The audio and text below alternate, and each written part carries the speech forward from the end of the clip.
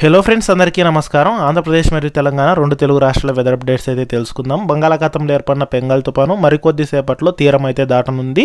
So దీని ప్రభావంతో తెలంగాణ మరియు ఆంధ్రప్రదేశ్లో ఏ జిల్లాల్లో వర్షాలు కురవనున్నాయి, దానికి సంబంధించిన వివరాలు అనేది అయితే తెలుసుకుందాము.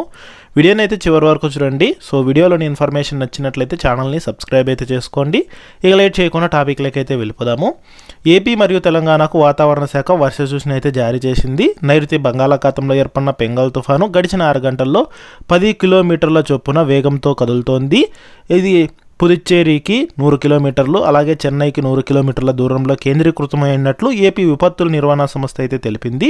ఇక ఇది సాయంత్రానికి మహాబలిపురం కరైకల్ మధ్య తీరం దాటే అవకాశం ఉన్నట్లు స్పష్టం చేసింది. ఇక దీని ప్రభావంతో రాయలసీమ, దక్షిణ కోస్తాలో అక్కడక్కడ భారీ నుంచి అతి భారీ వర్షాలు, కొన్ని చోట్ల అతి తీవ్ర భారీ వర్షాలు కురిసే అవకాశం ఉన్నట్లు వాతావరణ శాఖ అధికారులు అంచనా అయితే వేస్తున్నారు.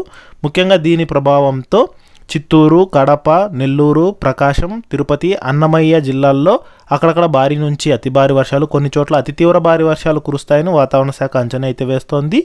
ఇక వీటితో పాటు ముఖ్యంగా నెల్లూరు, ప్రకాశం, పల్నాడు, విశాఖపట్నం, శ్రీ సత్యసాయి, కాకినాడ, విజయనగరం, కోనసీమ, చిత్తూరు, పశ్చిమ గోదావరి, అన్నమయ్య, కృష్ణా, తిరుపతి, బాపట్ల, గుంటూరు జిల్లాల్లోని కొన్ని ప్రాంతాల్లో అక్కడక్కడ భారీ వర్షాలు కురిసే అవకాశం ఉన్నట్లు వాతావరణ శాఖ అంచనా అయితే వేస్తుంది.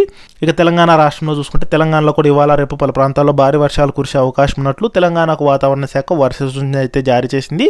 ముఖ్యంగా పలు ప్రాంతాలకు ఎల్లో అలర్ట్ అయితే జారీ చేసింది. అక్కడక్కడ ఉరుములు మెరుపులతో కూడిన వర్షాలు కురుస్తాయని అయితే తెలిపింది. ముఖ్యంగా హనుమకొండ, వరంగల్, భద్రాద్రి కొత్తగూడెం, మహబూబాబాద్, ఖమ్మం, నల్గొండ, సూర్యాపేట జిల్లాల్లో వర్షాలు కురిసే అవకాశం ఉన్నట్లు వాతావరణ శాఖ అయితే హెచ్చరికలు జారీ చేసింది.